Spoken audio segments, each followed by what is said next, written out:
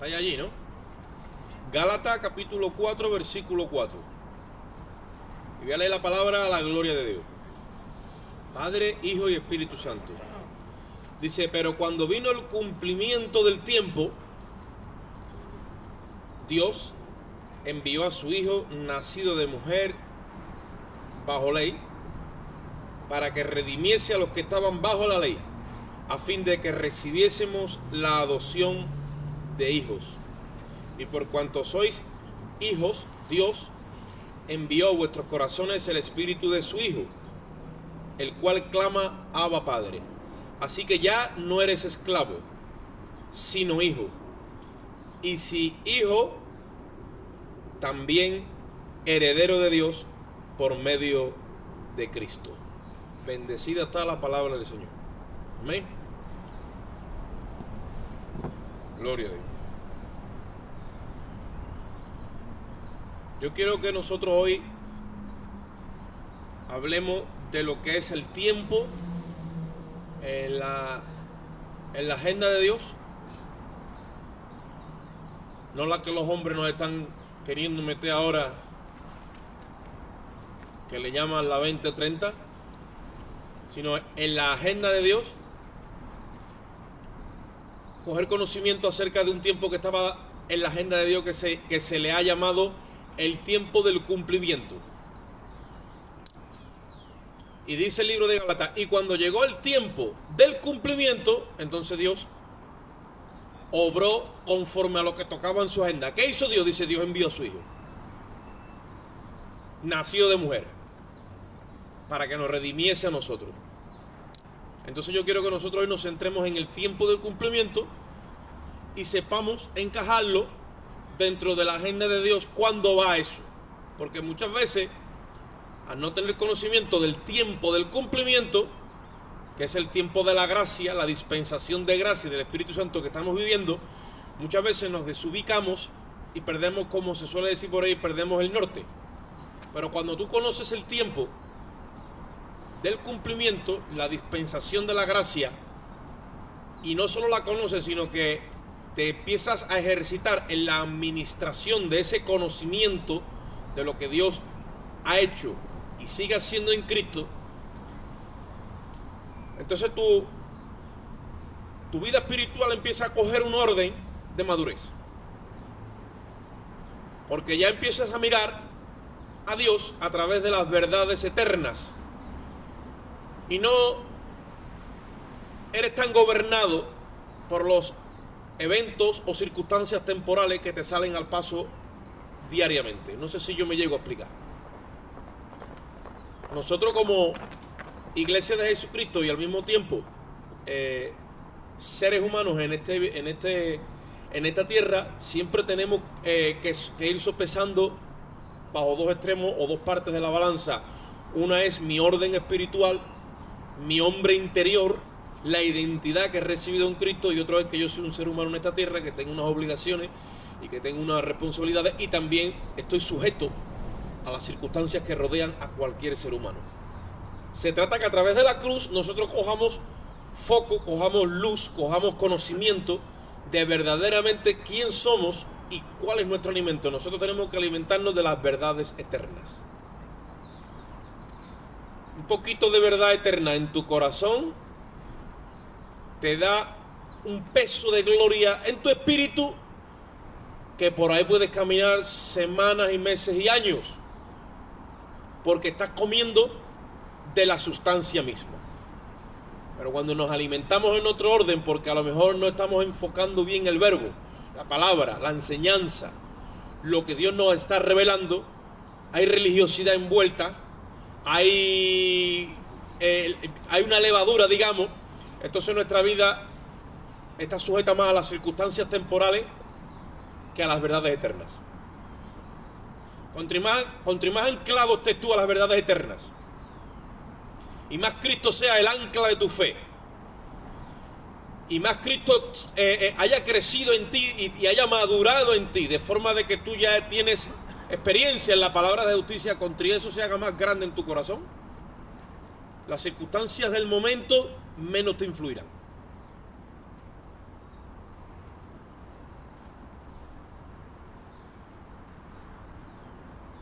Dice la Biblia, porque esta leve tribulación momentánea. Dice, leve tribulación momentánea, hermano, pues yo llevo con esto ya unos cuantos de años y yo tengo con esta historia un tiempo, y esto de leve y de momentáneo no tiene nada. Eso dice la parte humana. Y Dios dice, esta leve tribulación momentánea produce en ti, genera, crea algo que no está, un cada vez y más excelente peso de gloria.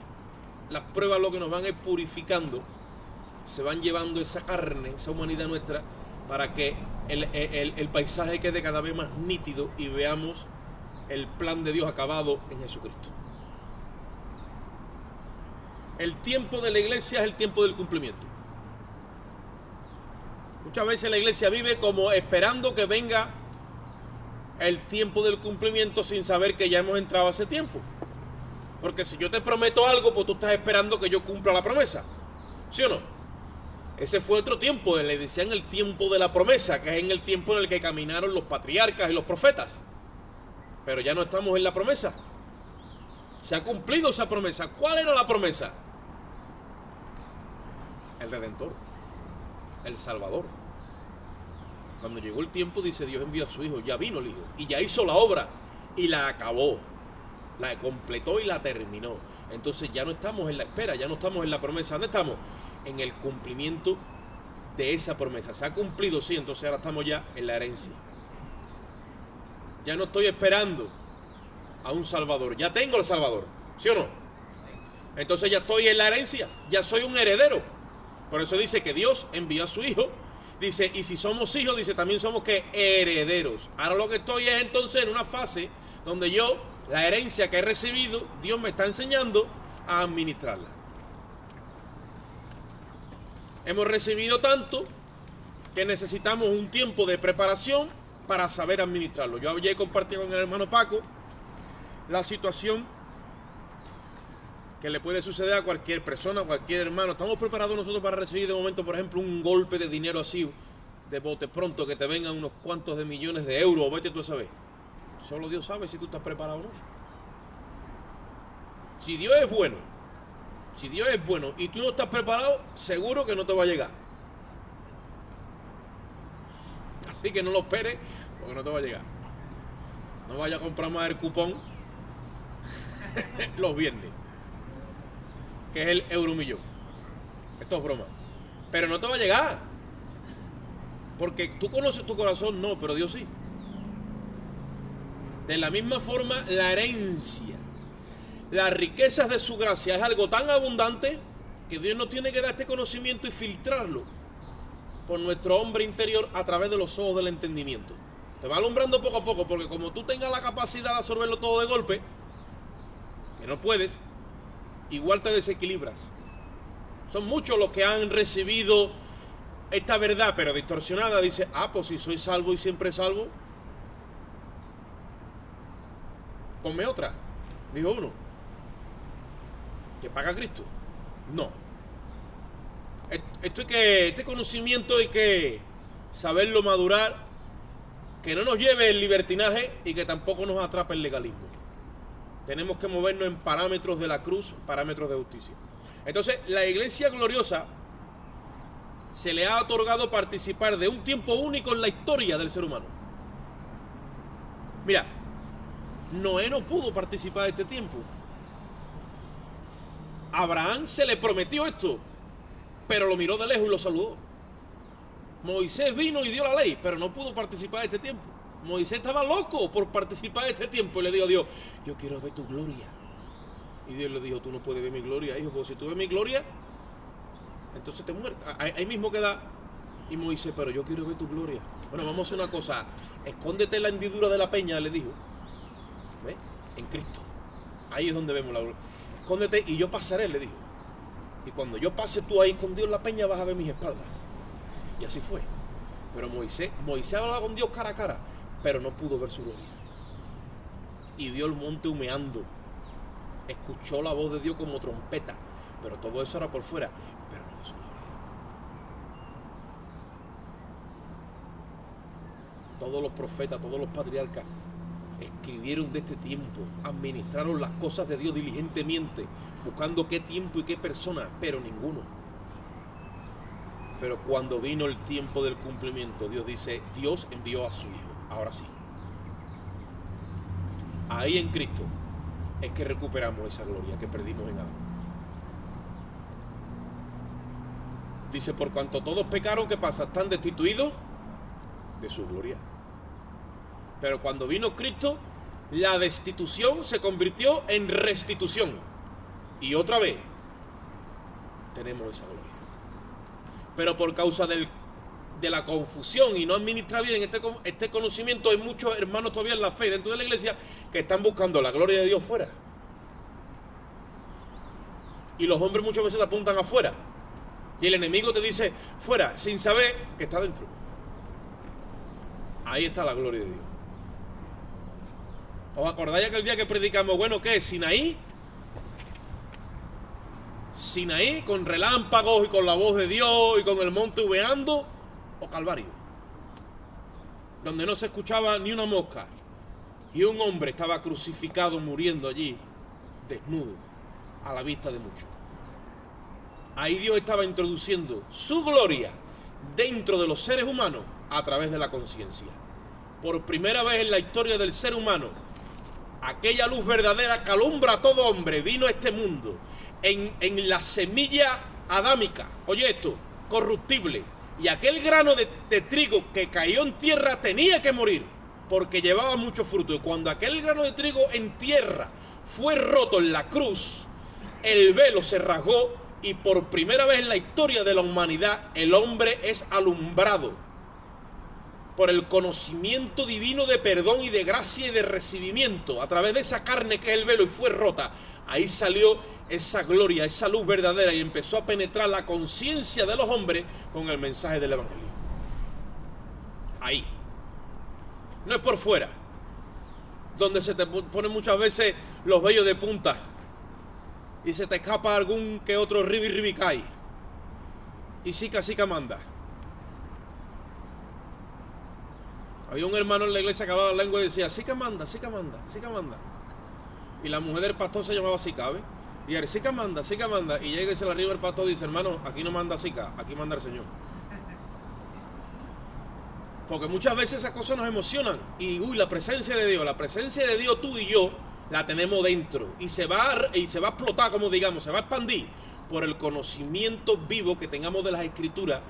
Y el Espíritu de Dios en nosotros va a crecer porque el Espíritu de Dios es el Señor. Es Cristo mismo morando en nosotros. Entonces cuando la iglesia participa de ese tiempo y empieza a darse cuenta, es el tiempo del cumplimiento, es cuando empieza a heredar todas las cosas. Porque por su infinita gracia y misericordia hemos heredado todo lo que le pertenece a Cristo.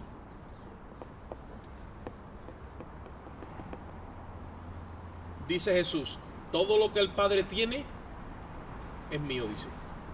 Todo lo que el Padre tiene es mío. Por eso yo os digo que todo lo que Dios le pida al Padre en mi nombre, Él os lo dará. Marcos 1:15.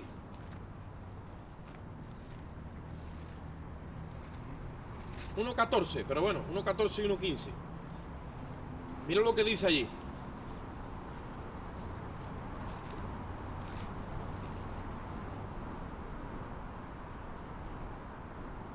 Después que Juan fue encarcelado, Jesús vino a Galilea predicando el evangelio del reino, dice, de Dios, diciendo, el tiempo se ha cumplido y el reino de Dios se ha acercado. Arrepentíos y creed en el evangelio. Por lo tanto, cuando se predica el evangelio del reino de Dios, tenemos que darle a las personas el conocimiento de que el tiempo se ha cumplido. Por lo tanto, una persona que recibe el evangelio es introducida en un tiempo que le pertenece a Dios. Y nadie puede entrar en ese tiempo sino a través de la puerta. Jesucristo dijo, yo soy la puerta, y el que por mí entrare será salvo. Es un tiempo que está catalogado en la Biblia como kairos. Yo venía explicándoselo a mi hija. Y que nosotros vamos a ver que Jesús en su ministerio lo empieza a dar a conocer ese tiempo de parte de Dios. Es el tiempo del cumplimiento. Evidentemente él empieza a darle un vislumbre porque todavía no ha derramado su sangre, pero porque empieza su ministerio 3 años y medio antes. Eso es un tiempo de transición, pero cuando su sangre es derramada y él entra al cielo, ahí hace oficial todo ese cumplimiento ya. La firma es hecha aquí abajo.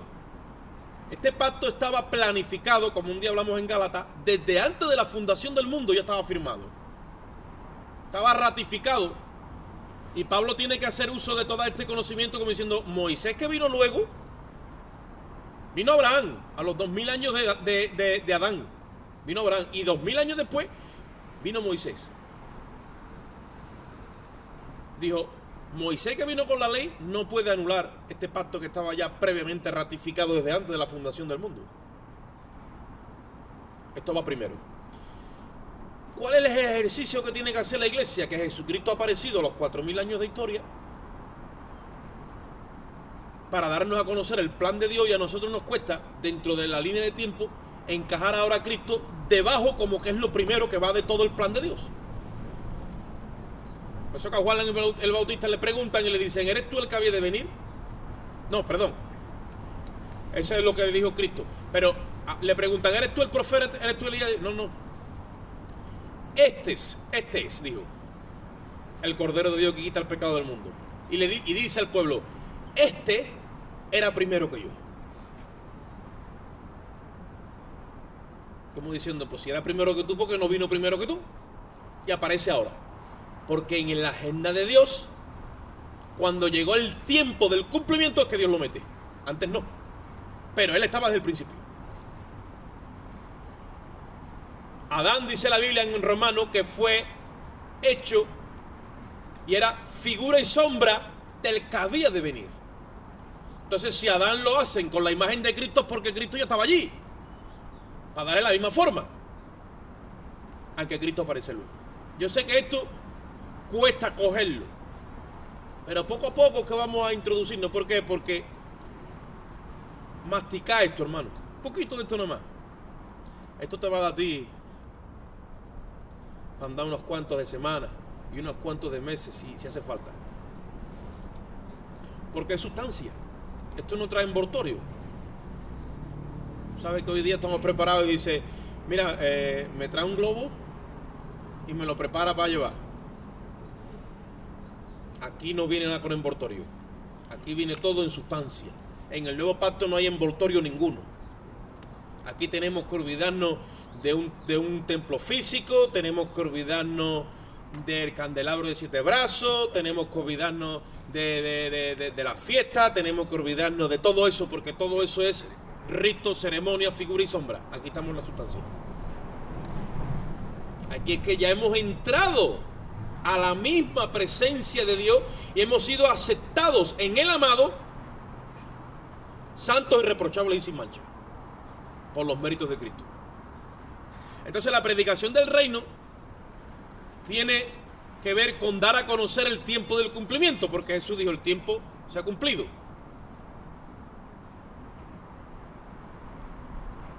Por lo tanto, arrepentidos y creen en el Evangelio. Cuando Jesús dice eso, está descorriendo el velo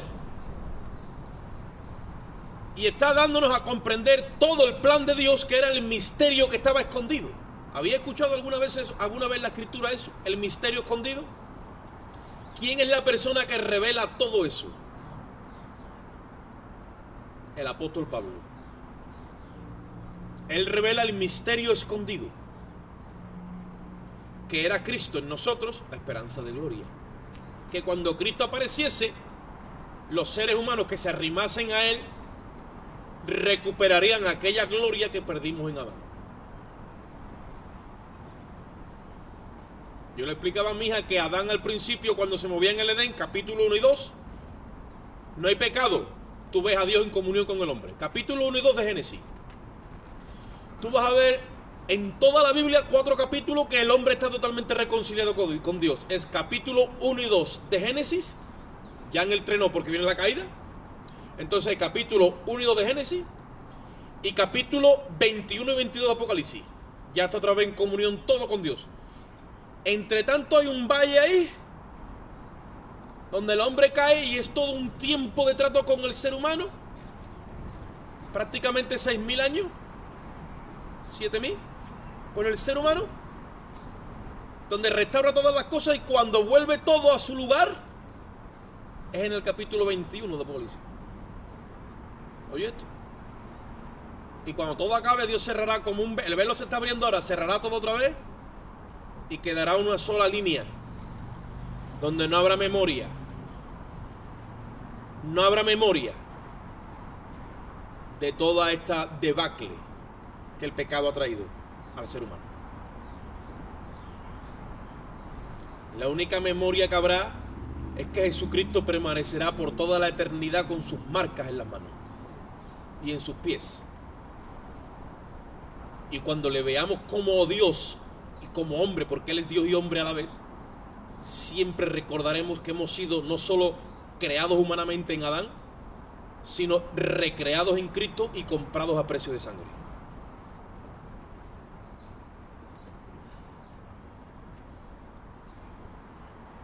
Y que por causa de satisfacer la justicia de Dios, el cielo ha sufrido un desgarro.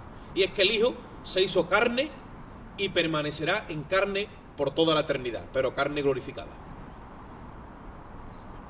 Y a esa dimensión nos han introducido nosotros. Gloria al Señor. Aunque tú te mires y te veas que el pecado muchas veces te arrastra, te domina, o por qué yo hago esto, o por qué me comporto así, el apóstol Pablo dijo: el pecado que mora en mí. Porque lo que quiero hacer, eso no hago. Y lo que aborrezco, dijo, eso hago. Y tenía una guerra como diciendo: pero ¿qué pasa? El pecado que mora en mí. Cuando eres liberado de esa naturaleza por la guianza del Espíritu, es que te das cuenta que puedes servir a Dios. Cuando esta naturaleza toma dominio de nosotros, entonces hacemos lo que aborrecemos. Pero va a llegar un día donde eso se acaba por y para siempre. Y esa es nuestra esperanza, el día de la redención de nuestro cuerpo. Por eso nuestro espíritu ahora clama dentro de nosotros mismos, lo mismo que la creación gime, dice: así gemimos nosotros dentro de nosotros mismos. Porque deseamos ser absorbidos por esa habitación celestial. ¿Cuál es? Que Dios nos va a dar otro cuerpo de carne glorificada. La iglesia tiene que saber eso. Pues todavía tenemos gente en la iglesia en este tiempo queriendo glorificar esta carne y queriendo dominar esta naturaleza. Esta naturaleza no se domina. Esta naturaleza se crucifica. Es indomable. Es tan indomable que la justicia solamente encontró una vía legal. Crucifícale, le dijeron a Pilato. Allí tuvo que ir el Señor por nosotros. No hay forma de dominar esta creación. Se revela sin causa. Muchas veces en ti y en mí, cuando salta Adán, tú me estás siguiendo en esta mañana, ¿no? Que salta y tú dices: párate, voy a hacer un poco de análisis, voy a examinarme. ¿Por qué yo he saltado? Y es que muchas veces hay una causa. Hay una causa. Dice la física que no hay efecto sin causa. Pero otras veces, hermano, no hay causa ninguna. Y tú dices: ¿y ahora? Porque el otro día me excusé con esto y me justifiqué con lo otro. Pero ¿y hoy? Ahora no hay excusa ninguna. ¿Por qué he hecho esto? Es que se revela hasta sin causa. La Biblia habla de la rebeldía sin causa. Dice Dios: sin causa se rebelaron contra mí. Eso está injertado aquí. Pero damos en esta mañana gloria a Dios por Jesucristo. Dice Romanos 8:1: ahora pues, ninguna condenación hay para los que están en Cristo Jesús. Los que no andan conforme a la carne, sino conforme al Espíritu. Eso lo puso Caizuro de Reina, para los que me van a mirar con lupa. Pero si sigues leyendo, después no lo puso Caizuro de Reina, lo puso el apóstol Pablo, en griego. Y dice en el versículo 2, porque la ley del Espíritu de vida en Cristo, oye esto, me ha librado de la ley del pecado y de la muerte. Esa ley que se mueve en mis miembros, que es como la cabra, que nada más que quiere coger para el monte y se le meten las cosas entre ceja y ceja y es lo que ella diga. Lo he expresado claro en sevillano, ¿que sí? Pues esa naturaleza queda crucificada cuando la ley del Espíritu de vida en Cristo toma control de mi espíritu. Y empieza a gobernar mi espíritu. No tiene que doblarle el brazo y ponerle los grilletes. No. Porque la nueva creación está diseñada y viene de fábrica, ungida, homologada por industria celestial para obedecer al Padre en todo momento haciendo su voluntad. Es el Espíritu de Cristo. Eso merece un gloria a Dios de estos potentes. Porque es un fluir, no tienes que hacer nada. Ella simplemente actúa. Y actúa como el Hijo. Y nosotros estamos en esa herencia, en la del Hijo. Cuando tú empiezas a descubrir este misterio escondido y empiezas a degustarlo. Tú nunca has degustado nada, seguro, ¿no? El paladar se nos ha dado muchas veces para degustar los alimentos. Dice la Biblia, gustad y ved. Creo que es Nahum, no me acuerdo. Gustad y ved, dice, que es bueno Jehová.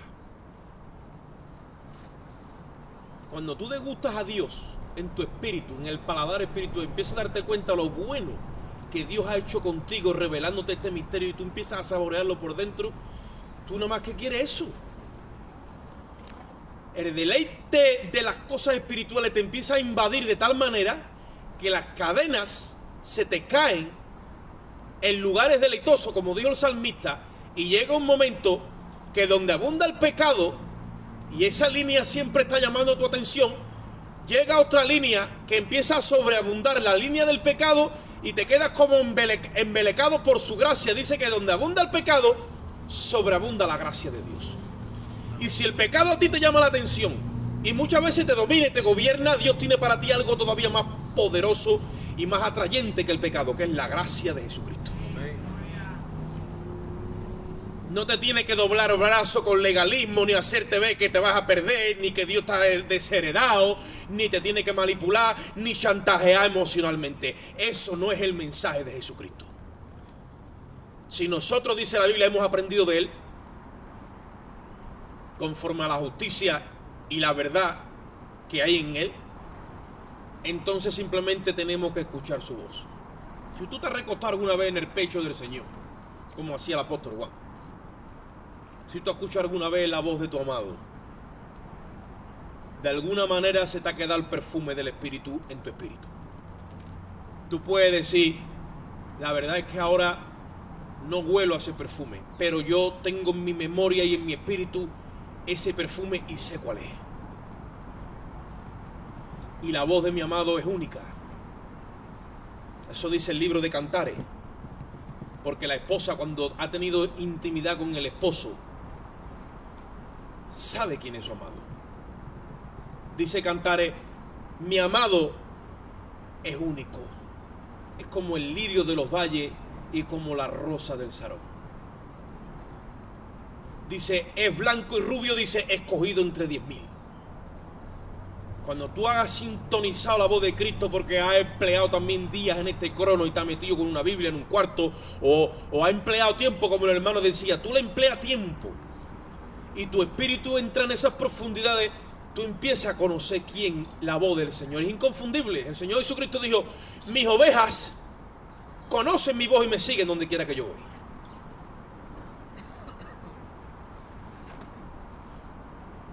Te pega el Señor un silbillo de lejos,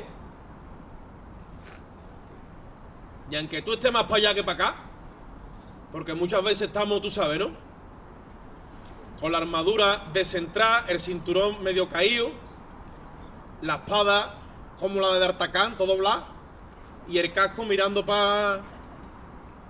Aunque esté así, pero de momento tú escuchas la voz de tu amado y tú dices, quieto, ese es el Señor.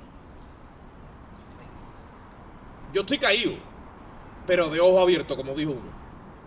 Y aunque no me puedo ahora mismo levantarme para andar, pero yo estoy viendo el panorama en el espíritu. Y te voy a decir una cosa, hermano. Muchas veces, cuando Dios interviene en el tiempo del cumplimiento, que eso es algo que es dentro del plan de Dios ahí, pero muchas veces en tu propia vida hay tiempos de cumplimiento en tu agenda, en la tuya personal. A Dios le importa un pepino, para que tú me entiendas, que tú estés levantado y que lo estés buscando mucho, como si está caído y está más tirado que una colilla. Como te pega un silbido o mencione tu nombre, tú te enteras. Y si está muy harto, te dice, escúchame, déjate de tanta santidad y bájate, que yo no estoy tampoco tan harto.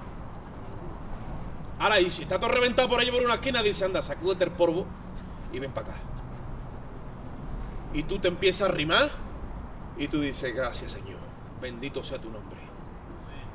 Que esto es por gracia y no es por obra. Dice Romanos 8:14 que los guiados por el Espíritu de Dios, esos serán llamados los hijos de Dios. ¿Conoce tú la voz del Señor en tu espíritu? Porque hoy estamos escuchando la palabra de Dios en la boca de un predicador o de un hermano en la fe. No, es así. Pero tú sabes si está el Señor envuelto en la experiencia que tú tienes con Él, lo que tú tienes de Él, o no. Porque en el último tiempo, dijo el apóstol Pablo, se amontonarían maestros que predicarían esta verdad y esta doctrina conforme a sus propias pasiones y concupiscencias, porque apartarían el oído de la verdad y se volverían a la fábula. O sea, que no dijo ni uno ni dos, dijo montones. Y no se equivocó, porque ahora, gracias a la internet, hay montones de maestros. En el último tiempo. Ahora, nosotros tenemos en esta hora que distinguir como iglesia gloriosa el tiempo del cumplimiento. Lucas capítulo 4, versículo 18 al 21. Gloria al Señor.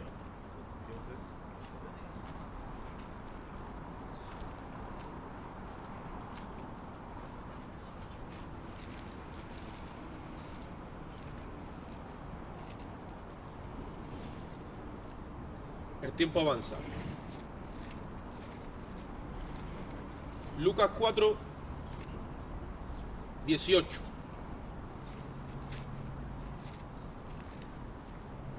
¿Está allí? Dice la palabra: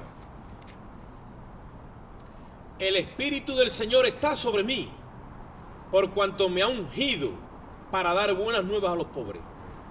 Me ha enviado a sanar a los quebrantados de corazón, a pregonar libertad a los cautivos y vista a los ciegos, a poner en libertad a los oprimidos y a predicar el año agradable del Señor. Había un año que era agradable. ¿Sabéis ustedes cuál era? El año del jubileo. Cada 50 años en Israel se celebraba un año que se le llamaba el jubileo. Un año natural tiene 365 días en nuestro calendario gregoriano. En el calendario hebreo sabéis que tiene 360, porque ellos seguían por meses completos de 30 días. Nosotros con el Papa Gregorio IV nos metieron ahí los días bisiestos y no... Total, pero para que nos entendamos, un año tiene 365 días, un año natural. Pero un año jubilar tiene 50 años naturales. En Israel cada 50 años se celebraba ¿qué? El jubileo. En ese jubileo sucedían cosas que te las voy a decir yo rápidamente.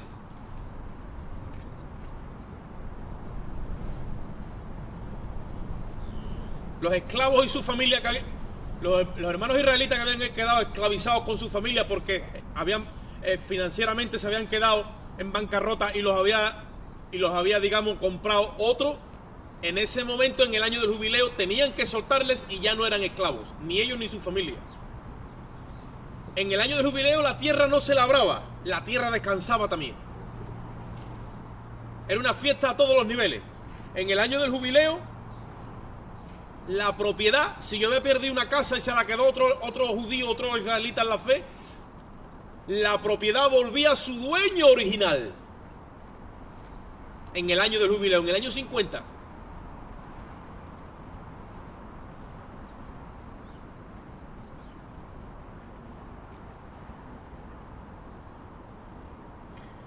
había liberación de cautivos, había perdón de pecados, estaba la liberación de la deuda financiera, estaba el gozo de recibir otra vez la herencia, estaba el gozo de un año de no trabajar y la tierra producía de sí misma. Y estaba el gozo de que Dios mandaba lluvia. Por eso se le llamaba también, en un hebraísmo aquel tiempo, se le llamaba cielos abiertos. Jesús habló con Natanael, que venía traído por Andrés, y le dijo: he encontrado al Mesías. Y le dice: ¿de dónde viene? Le dice: de Nazaret. Y le dice Natanael: de Nazaret. ¿Tú crees que de Nazaret puede venir algo bueno? Y viene Jesús y le dice: cuando estabas debajo de la higuera, te vi. Mira lo que le dice. Y dice Natanael: tú eres el Mesías, tú eres el rabino, tú eres el enviado. Y le dice Jesús: porque te dije eso, ¿has creído?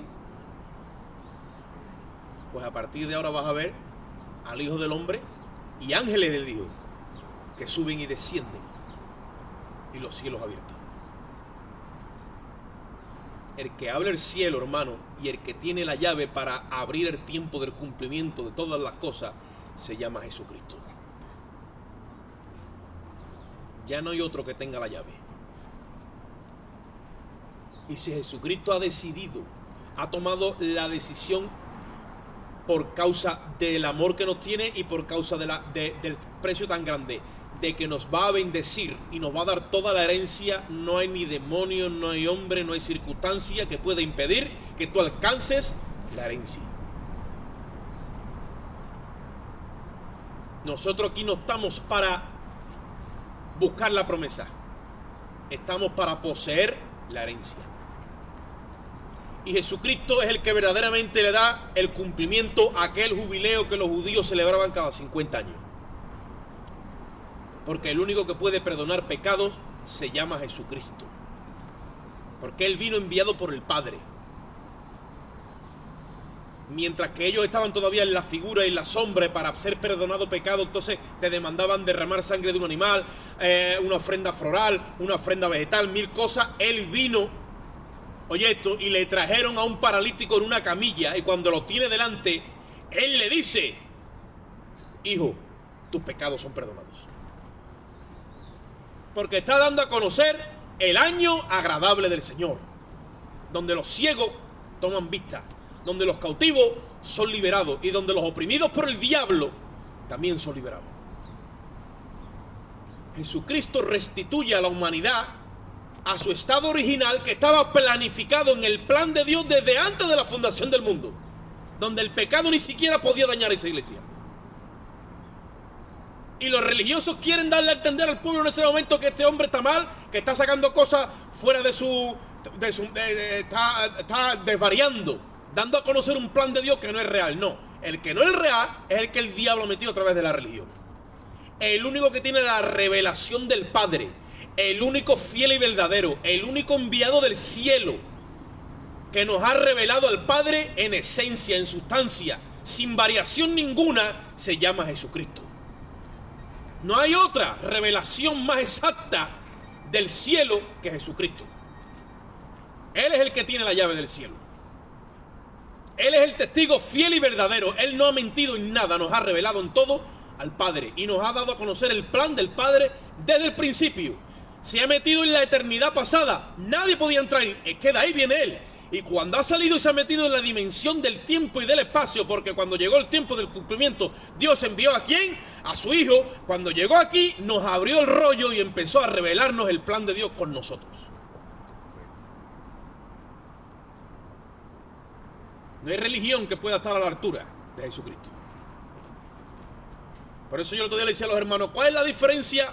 La primera diferencia y la más abismal entre lo que nosotros somos y cualquier religión, que su fundador, que su líder ha muerto y ha resucitado para garantizarnos que viene de parte de Dios. Ahora me trae a Mahoma,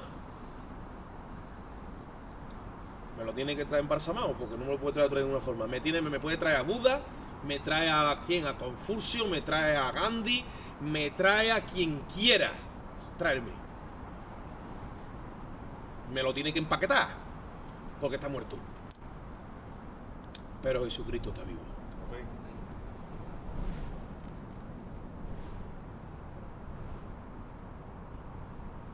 Se ha dado el caso de que ha habido padres que le han dejado una herencia a los hijos, y cuando han ido a abrir el testamento han tenido que pagar otra vez por aquello que ya sus padres pagaron y por esa tierra. Oye esto, los han engañado, han empezado con el testamento y el notario y se han alineado unos cuantos total. Se han dado el caso de que muchas veces, por estar esto en manos de gente incompetente, hay hijos que han perdido la herencia. Tipo, cuando se mete la mano del hombre en corrupción, el hombre no tiene piedad y es malo. Pero en la iglesia no va a ser ese nuestro caso, porque Jesucristo ha muerto para que el testamento sea abierto, porque sin muerte del testador no puede haber apertura del testamento, pero también ha resucitado para garantizarnos de que nadie nos va a quitar la herencia. ¿Y cómo ha resucitado? En carne y hueso glorificado, y nos ha enviado su espíritu, y Él es el que nos revela estas cosas. Dice que nadie conoció las cosas del hombre sino el espíritu del hombre que está en él. De la misma forma, nadie conoció las cosas de Dios sino el espíritu de Dios que está en él. Dice, por eso Dios nos ha dado su espíritu, para que sepamos lo que se nos ha concedido de parte de él. Y nos revela a cada momento quién somos y lo que tenemos. Por eso somos la iglesia gloriosa. Y Jesucristo dijo que ha venido a poner vista a los ciegos, a pregonar el año de libertad a los cautivos, a poner libertad a los oprimidos. Dice, el año agradable del Señor. Ellos siguieron celebrando los jubileos, todavía siguen, sin saber que cuando Cristo murió en la cruz, estuvo 3 días en el vientre de la tierra. La muerte no lo pudo retener porque judicialmente no encontraron en él falta ninguna. Y ya lo dijo Pilato. Y ahora resucitó entre los muertos y se presentó arriba. Inauguró ese tiempo agradable del Señor, pero ya no en un tiempo cronos. Lo ha elevado a un tiempo kairos.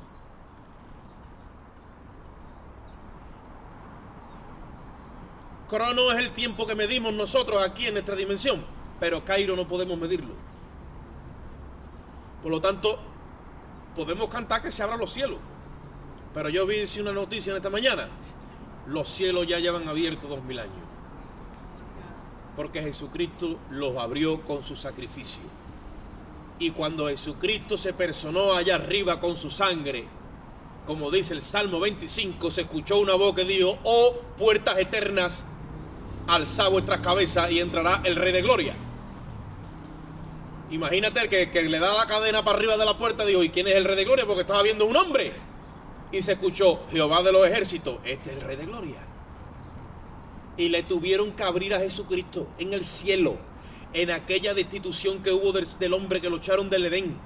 Le tuvieron que abrir otra vez y entró con su sangre. Dice que vertió su sangre sobre las actas de decreto que nos eran contrarias. Y la fiscalía, que es donde estaban escritos todos nuestros fallos, nuestros pecados, y había memoria cada año, se ha convertido en el trono de la gracia. Por eso dice la Biblia: acercaos pues confiadamente al trono de la gracia y hallaremos misericordia y gracia para el oportuno socorro. Ya no hay fiscalía. En esa fiscalía, mira cómo es el santuario celestial, que donde estaba la fiscalía de todos nuestros pecados escritos y archivados, a Dios se le ha antojado abrir la oficina y ha puesto allí el trono de la gracia. Por lo tanto, cuando nos accedemos a ese lugar, como muchas veces accedemos como pueblo cuando nos reunimos aquí, o continuamente estamos entrando y saliendo, porque Jesucristo dijo: yo soy la puerta, y el que por mí entrare, entrará y saldrá y hallará pastos. Resulta que en ese lugar no hay memoria de nuestros pecados. Si no, te vas a Hebreos 10 y lo lees.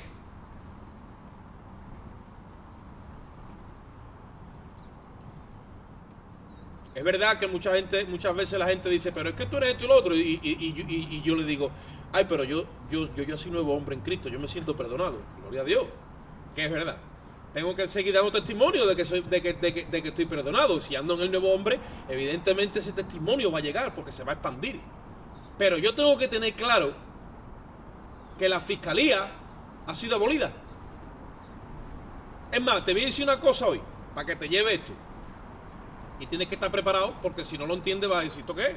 Y muchos a lo mejor que no lo entienden van a decir, mira ahora mismo, oye esto, ahora mismo,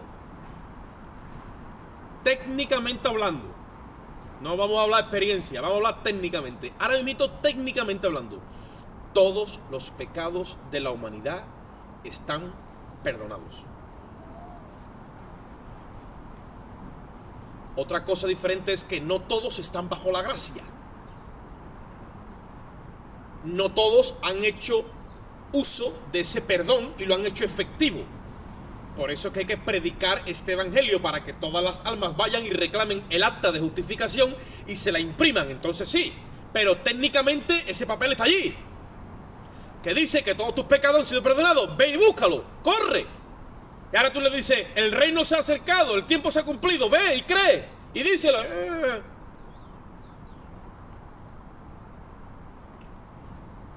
Ya es cosa de él, ya es cosa de ella. Y dice, pero es que se va a perder. Sí, pero no porque Dios lo rechace, es él el que ha rechazado a Dios. No es porque sus pecados testifiquen, porque técnicamente están perdonados. Pero ¿y si muere? Muere con sus cargos ahí. No tiene el acta de justificación. No creyó al evangelio.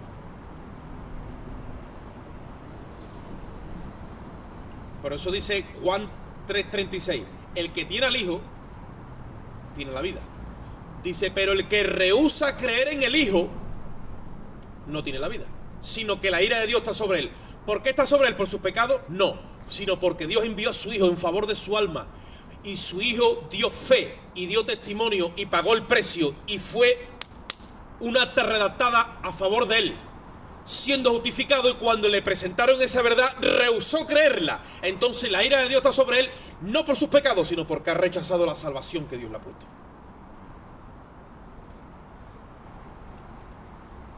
¿Estamos entendiendo en esta mañana? Ese es el tiempo en el que estamos. Nosotros no tenemos capacidad jurídica de condenar a nadie, pero sí tenemos capacidad de alertar, de advertir y de llamar al orden.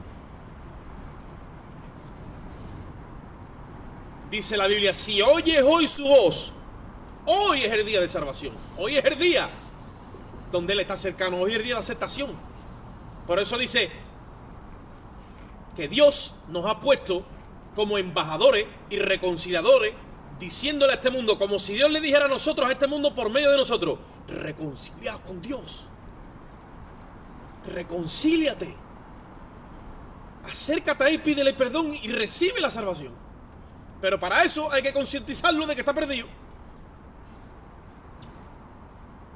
Y eso entonces requiere en nosotros una universidad, que tenemos que meternos a estudiar toda esta verdad para poder presentarla correctamente, que esa mente esté bien cuadrada para que reciba toda esta verdad y reciba.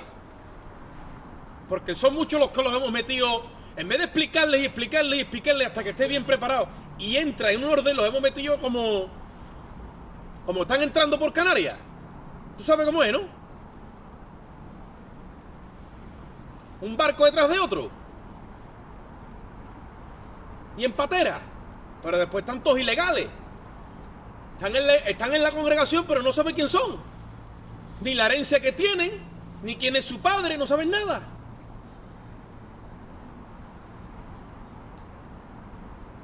Cuando Abraham Lincoln, que fue uno de los, no sé si fue el primer presidente o el segundo de los Estados Unidos, sacó un edicto, él abolió la esclavitud de los negros en América y sacó un edicto y fue aprobado en el Congreso de los Estados Unidos.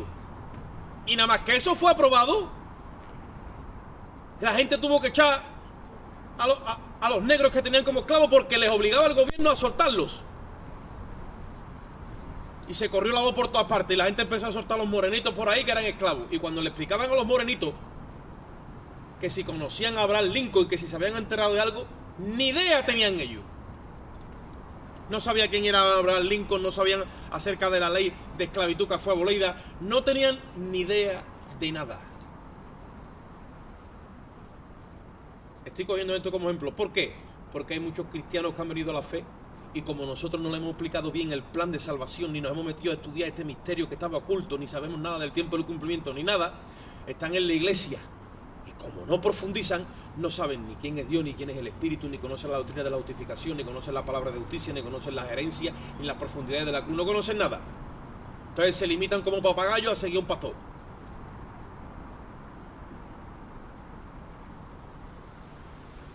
Y el pastor le dice el domingo que viene, usted tiene que venir con la raya aquí hecha, si no pierde la salvación. Y si tú tienes la naturaleza del pelo para acá, te buscas 6 botes de gomina y te la haces ahí para no perder la salvación. Y te pones 2 adoquines para que se someta también el pelo. Y tú le dices, pero tú conoces algo de la palabra de justicia. Dice, yo no, pero yo vengo a todos los cultos, ¿eh? Y entrego mis diezmos. Tú le preguntabas a un morenito de aquel tiempo, ¿tú sabes quién es Abraham Lincoln? Dice, yo no tengo ni idea. ¿Tú sabes que tú eres libre? Dice, estaban hechos a la esclavitud. Y así está la iglesia muchas veces.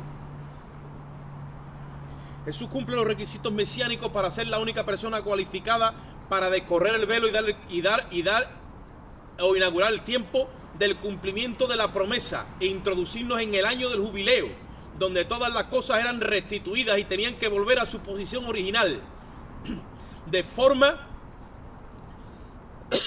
que Cristo empieza una reforma de todas las cosas, llevándolas a los planos originales. ¿Quién conoce los planos originales de Dios? ¿Quién conoce el propósito, las pretensiones y las ideas que Dios tenía con el ser humano? ¿Quién las conoce? Jesucristo. Nadie más. Dice el profeta Jeremías, porque yo sé los pensamientos que tengo acerca de vosotros. Dice, son pensamientos de bien y no de mal, para al final daros el fin que esperáis. ¿Y cuántos cristianos no dudan de Dios cuando las cosas se tuercen?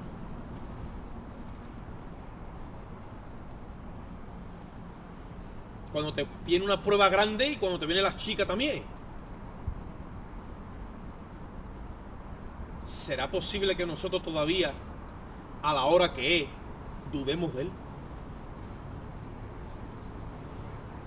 Todavía no nos hemos enterado que a los que aman a Dios todas las cosas les ayudan a bien. Que todo tiene un propósito de parte de Dios. Y cuando digo todo, es todo. Yo sé que esto queda muy bien en una predicación, pero cuando te toca vivirlo tú dices, ¿todo? ¿Esto también? Pero es que esto no tiene sentido. Eso también.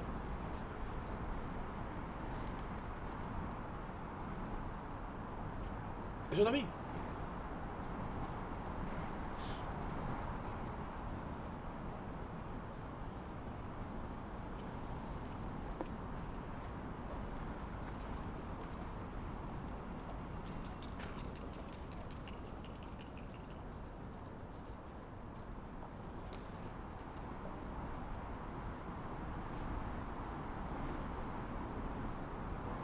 Dice Hebreos capítulo 1 versículo 9 que todo lo que tenía que ver con las figuras y las sombras. Vamos un momentito allí y ya con esto vamos a dejarlo ahí.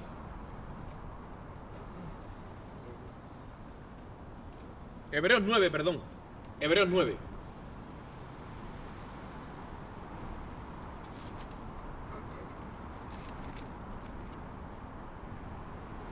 Del 6 al 10.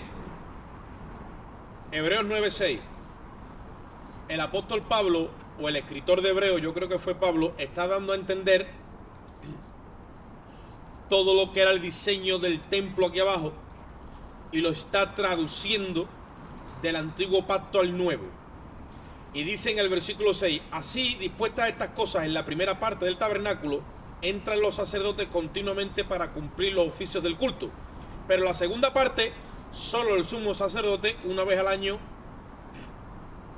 y no sin sangre, la cual se ofrece por sí mismo y por los pecados de la ignorancia del pueblo, dando al Espíritu Santo a entender con esto que aún no se había manifestado el camino al lugar santísimo, entre tanto que la primera parte del tabernáculo estuviera en pie.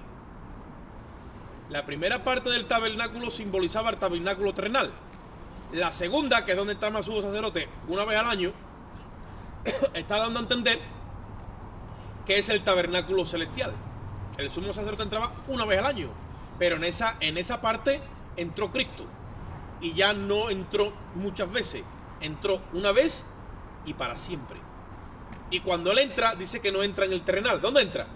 En el celestial. Dice en el versículo 7, pero en la segunda parte el versículo 8 lo hemos leído. El 9 dice, lo cual es símbolo para el tiempo presente, según se presentan sacrificios y ofrendas que no pueden hacer perfecto en cuanto a la conciencia al que practica ese culto. O sea, tú vas al templo de Jerusalén, que todavía estaba levantado cuando se escribe hebreo, o vienes aquí al culto, o vas a la misa, o vas a donde sea, y tú sacrificas un culto conforme a la figura y a la sombra, y tú te sientes mal porque has pecado, y tú te rezas 6 Padre Nuestro y 14 Ave María. O tú vienes y le dices al pastor, mira que pastor, que esto, que lo otro, que esto, y el pastor ora por ti, y eso no te hace perfecto en la conciencia. Tú estás buscando que tu conciencia se limpie y nunca se limpia. Ahora a ti te explican y te dan a conocer el Evangelio. ¿Y dónde está Cristo y lo que ha hecho por ti? Y en ese momento tú lo crees. Y tu espíritu es como que se rompe ese peso del pecado y te despojas de él. Y automáticamente tú dices, qué bendición. Ahí tu conciencia es hecha libre de obras muertas. ¿Por qué? Porque se te empieza a aplicar la sangre de Jesucristo. Y la sangre de Jesucristo ha sido introducida en el santuario celestial, donde fue derramada sobre el acta tuya de decretos y de pecados. Y cuando tú te empiezas a enterar, dice, tranquilo, si alguno peca, abogado tiene para con el Padre, a Jesucristo justo. Dice, no, pero que mis pecados, y te dice el ministro o el hermano, o te dice la palabra, o te dice el Espíritu Santo, tus pecados ya no son más delante de Dios. No, pero que esto no son más. Han sido sacados de la memoria de Dios. Y tú empiezas a escuchar eso, y nada más que por la fe que te entra por el oír, ya te empieza a liberar la palabra. Porque la fe viene por el oír, y la verdad te hace libre. Cuando te predican la verdad y tú te la crees, tú dices, cogí yo uno que estaba atado, pero atado. Y me miraba así con el entrecejo, digo, verás tú si no se va a manifestar este. Y empecé a ministrarle bum, bum, bum, bum, bum, bum, y bum, bum, y vi versículo, y cuando empezó, me miró con una cara como diciendo, ¿y mi carga? Esto no puede ser. Decía, Dios no puede salvar 2 veces. Digo, no, Dios salva una, pero te perdona miles y miles. No, eso no puede ser. ¿Dónde está mi carga? Se asustó y se fue. Estaba tan hecho a la carga que me dijo, pero ¿por qué me ha quitado mi carga? Y se fue. El diablo le dijo, quítate del medio de este que te libera. Y salió corriendo como diciendo, yo estoy hecho a la carga. Y un hermano en la fe, hasta dónde le hicieron daño, que decía, yo no tengo perdón otra vez de parte de Dios. Mira, y todo fue por la expresión de un pastor. ¿A ustedes ven? Este hermano hizo un compromiso con Dios para ir a un retiro, y en el retiro iba a coger otro compromiso con Dios. Allí se echó atrás, oye esto, y el pastor, en su enojo, en su coraje, llámalo como quiera, yo no sé, vino y le dijo, le has fallado a Dios, tú diste una palabra y no la has cumplido. Eso lo marcó hasta los días de hoy. Lleva 15 años apartado del Señor bajo tratamiento psiquiátrico. Para que nosotros veamos lo que es una palabra mal dirigida y cargarnos un alma. Ahora, que ese día él se dio cuenta de que está perdonado de parte. Lo que pasa es que el enemigo lo tiene bien agarrado, como diciendo, y lo agarró otra vez y se lo llevó. Pero para que veamos hasta donde una palabra torpe puede herir por siempre una vida. Jesucristo ya ha entrado en la segunda parte del tabernáculo.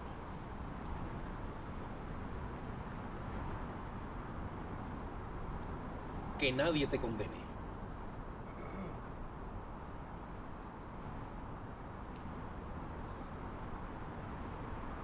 Mientras que Jesucristo sea tu Señor, Él no va a permitir que nadie te condene.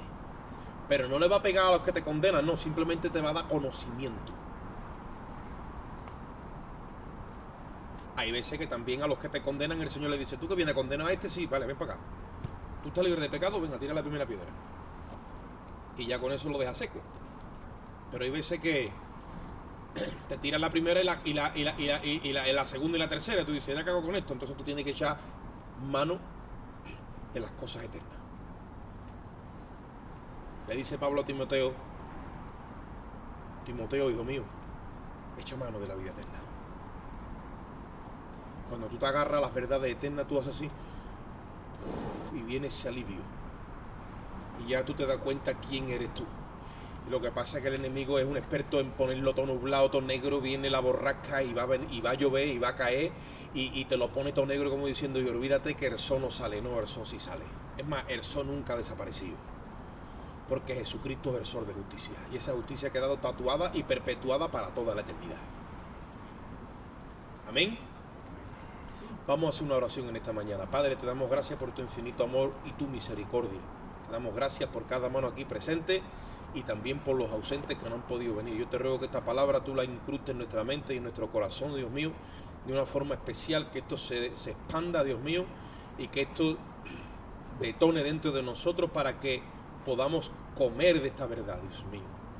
Que esto se ensanche en nuestro entendimiento y nos dé alimento, Señor, para que podamos andar y caminar rectamente delante de ti. Ilumina los ojos de nuestro entendimiento en esta mañana con tu verdad, Dios mío, la verdad eterna, la verdad que permanecerá por los siglos de los siglos, Señor. Ahora salimos de este lugar, pero no de tu presencia. Salimos en tu amor, Padre, la gracia de Cristo y la comunión y la dirección de tu Espíritu Santo. Y el pueblo de Dios dice, salúdense los hermanos los unos a los otros, con mucho amor, con mucho gozo y con mucha alegría. Que el Señor bendiga. Amén.